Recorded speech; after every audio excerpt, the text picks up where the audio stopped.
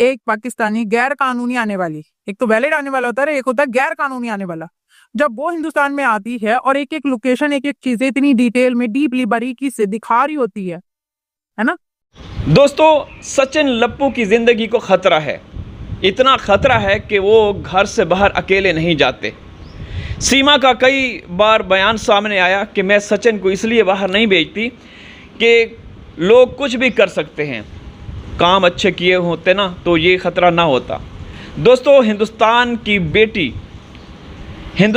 बेटी ने वो सारे राजों से पर्दा उठा दिया कि सचिन को कौन टारगेट कर सकता है, सचिन की कौन जान ले सकता है।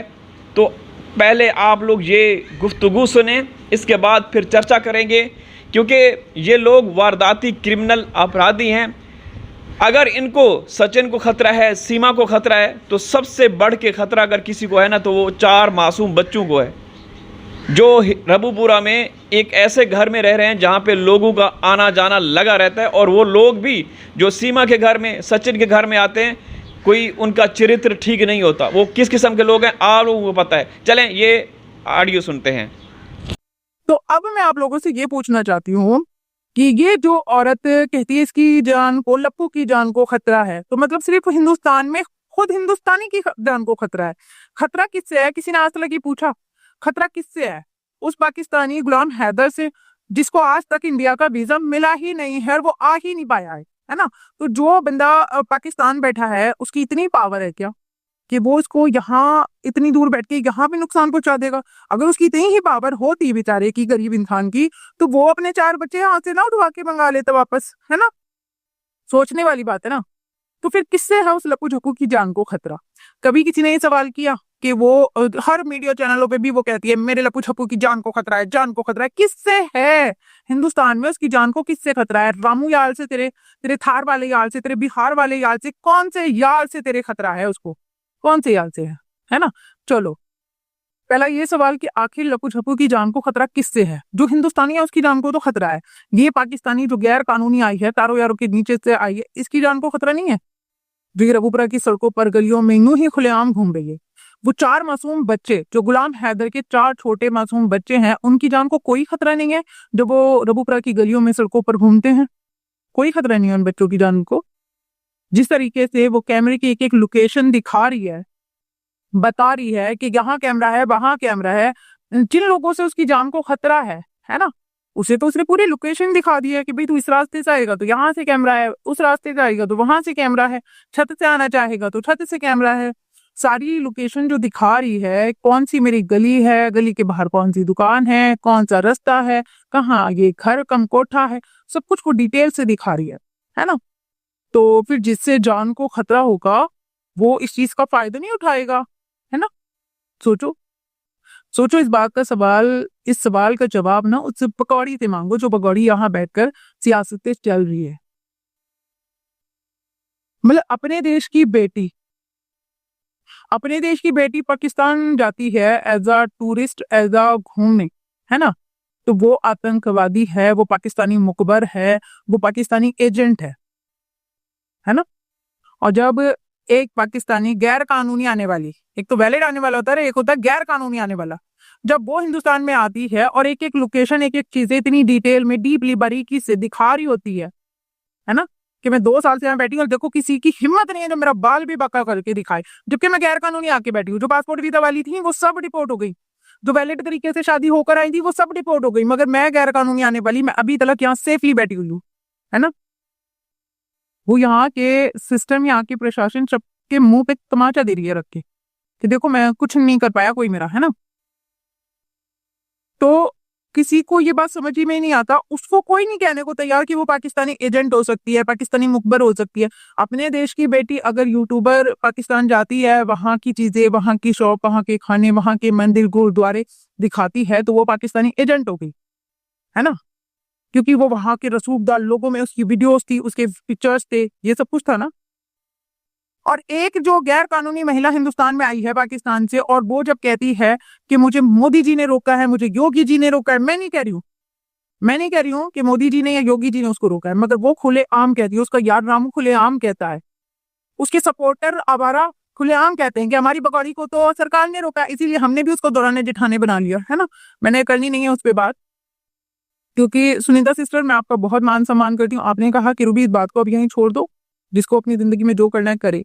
ठीक है, बिल्कुल दीदी, मैं आपकी बात मानती हूँ, आपको पता है मैं आपका बहुत मान सम्मान करती हूँ। और नानी एंड नवाजा, आपने भी मुझे बहुत ही प्यार से समझाया कि बेटा मैं आपकी माँ की उम्र की हूँ, और अब मैं चाहती हूँ कि प्लीज आप इस मामले को नहीं आगे छेड़ो और छोड़ दो। जिसको जो करना है करने दो, तुम इस बारे में बात नहीं करो। तुम्हें जो करना है तुम करो, पर दूसरे को मत टोको। बिल्कुल, मैं आप लोगों का बहुत मान सम्मान करती हूँ। अगर आप मुझे बेटी मानते हैं, आप मुझे बहन मानते हैं, तो मैं भी आप लोगों का बहुत मान सम्मान करती हूँ। आप लोगों ने कहा है तो मैंने इस बात को बिल्कुल दरकिनार कर दिया। मगर हाँ, अगर सामने से मुझ पर कोई बात आएगी, मुझ पर कोई एटीट्यूड आएगा, तो हाँ फिर मैं फिर भी कहती हूँ कि मैं फिर शायद रिप्लाई दूंगी। अगर आप सामने वाले इंसान को चाहिए कि वो मुझसे कोई भी रिप्लाई ना ले या कोई भी मुझसे अपनी तौहीन ना कराए, तो फिर वो भी चुप हो जाए बस। अगर कि वो मेरे बारे में कुछ बोली दोबारा, तो लाजिम बात है फिर मैंने भी आके देना ही है। और एक चीज, मैंने कभी किसी के लुक का मजाक नहीं बनाती हूँ, बशर्ते वो इंसान अपनी हैसियत से ज्यादा ना कूदे। मैं लपकू झप्पू को ट्रोल करती हूँ, क्यों? क्योंकि वो भी देखो फटीचर, मैं उसकी रंग रूप की तौहीन नहीं करती। बनाने वाला सबको ऊपर वाला मालिक है ना। मगर जब एक इंसान अपनी हैसियत से ज्यादा कूदता है ना, अपनी औकात भूल जाता है, तो फिर चाहे वो रंग रूप में निमल हो या बहुत हसीन, वो फिर भी अपने आप को ट्रोल करा लेता है ना। सेम वही चीज उन्होंने भी की थी, है ना। शुक्र है खुदा का, मैं इतनी भी छोटी हाइट की नहीं हूँ, अल्लाह का शुक्र है मैं बेहतर हाइट की हूँ। मैं बहुत लंबी नहीं हूँ तो बहुत छोटी भी नहीं हूँ। अल्लाह ने ऐसे भी लोग बनाए हुए हैं जिनके कद इतने छोटे हैं कि बहुत ही छोटे, है ना। तो अल्लाह का शुक्र है, मैं तो अल्लाह का लाख करोड़ों बार शुक्र अदा करती हूँ। अल्लाह ने मुझे फिर भी जो कुछ दिया है, जैसा रंग रूप नैन नक्श कद काटी दिया है, मैं अल्लाह का शुक्र अदा करती हूँ, वे बेहतर हूँ, है ना। तो जब कोई इंसान सामने से मुझ पर मेरे लुक्स पे या मेरी कद काठी हुई बात करेगा, तो लाजिम बात है फिर वो करवाएगा भी। तो चले, अब ये छोटा सा एक जवाब था। आप मेरी दोनों, एक ने कहा है नानी और नवाजा कि बेटा मैं आपकी माँ की उम्र की हूँ, और सुनीता दीदी तो है ही मेरी दीदी, है ना। तो आप लोगों का मान सम्मान रखते हुए मैं इस बात को आगे, उस औरत का नाम बिल्कुल भी नहीं लूंगी। बस ये बात है कि आगे से वो भी मेरा नाम ना ले। तो इस बात को अभी फिलहाल यहीं छोड़ देते हैं आप लोगों के लिए।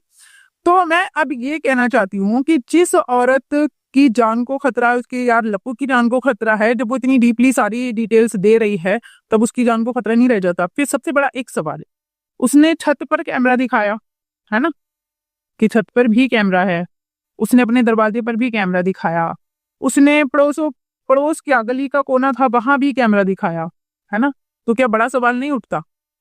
बड़ा सवाल नहीं उठता कि जब उसका वो सूरत वाला यार उस पर दे झप्पड़ करके गया, उस पर जानलेवा हमला करके गया, तब ये सारे कैमरे मर गए थे क्या?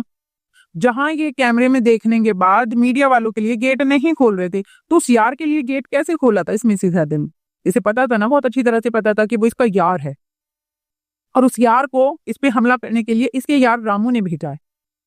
उसको अच्छी तरह से यानी कि पता था, क्योंकि जब इसके घर में हर जगह कैमरे लगे हुए हैं और उन कैमरों से देखकर ये मीडिया के लिए गेट नहीं खोल रही थी कश्मीर पहलगाम हमले के बाद में, तो सूरत वाले यार के लिए कैसे खोल लिया? फिर सबसे बड़ी बात, इस पे हमला होने के बाद भी मीडिया को इन लोगों ने आने नहीं दिया और उसे कोई बाइट नहीं दी, है ना। इसकी जान पे हमला हुआ, इस पे दे लपड़ दे झप्पड़ पड़े, मगर सिवाय यूट्यूबर्स के और किसी ने ये बात नहीं उठाई। सिर्फ एक आज वो चैनल था जिसे रामू ने ही वो उसकी एक पिक्चर दे दी थी कि भाई इसे चला लो, है ना। ये सब बातें सोचने वाली नहीं है। जब इसकी इतनी सिक्योरिटी की जा रही है, तो इस औरत पे हमला हो कैसे जाता है? जब वो गेट किसी मीडिया वाले के लिए नहीं खुल रहा था, तो इसके यार के लिए, उस सूरत वाले यार के लिए कैसे खुल गया था, है ना। और इस पे क्यों नहीं जांच बिठाई जाती है? जब अपने देश की बेटी अगर पाकिस्तान जाती है तो उस पर जांच बिठाई जाती है कि वो एक आतंकवादियों से मिली हुई हो सकती है, वो पाकिस्तानी एजेंटों से मिली हुई हो सकती है। पर जब ये पाकिस्तानी गैर कानूनी महिला यहाँ आकर एक एक चीज डीपली डिटेल से बता रही होती है, तो इस पे जांच क्यों नहीं बिठाई जाती है कि ये पाकिस्तान को एक एक चीज दिखा रही है? क्यों नहीं? बताए ना मुझे। और एक चीज और आप लोगों को बता दी, कहते हैं ना कि जो अनपढ़ इंसान हो ना उसे कैसे भी बेवकूफ बना दो। तो ये नहीं है, हमारे हिंदुस्तान में सभी कोई पढ़े लिखे हैं, बेचारे ऐसे भी लोग हैं जो नहीं ज्यादा पढ़े लिखे हुए हैं, तो उन्हीं लोगों का ज्यादा बेवकूफ बनाया जाए। आप लोगों ने सुना हिंदुस्तान की बेटी को किस तरीके से उन्होंने खुल के बता दिया कि क्यों इनको खतरा है, इन बदमाशों को, इन लुच्चों को, इन टुच्चों को क्यों खतरा है। इन्होंने कोई काम अच्छा किया है? इनके जो अवैध बापू हैं एपी सिंह, जो कि निर्भया केस के वक्त से भारत के लोगों की टारगेट में है। अभी रिसेंटली कल एक ऑडियो आप लोगों ने सुनी होगी, एक और हिंदुस्तान की बेटी के साथ इसने दरिंदगी करने की कोशिश की, उसको फार्म हाउस पे बुलाया। जब उसने कोशिश की कि उसको पता चला कि ये सुप्रीम कोर्ट ऑफ हिंदुस्तान के वकील हैं, तो उसके साथ कुछ ऐसे दुर्घटना घटी, तो राब्ता किया, वहाँ गई, तो एपी सिंह ने जो काम किया वो आप लोगों ने सुन लिया होगा। तो ये दोस्तों सिर्फ़ और सिर्फ मतलब के हैं, टीआरपी के लिए हैं और गंदे कामों के लिए हैं। इनके खिलाफ़ आवाज़ उठानी चाहिए। इजाज़त चाहता हूँ, अल्लाह हाफिज़।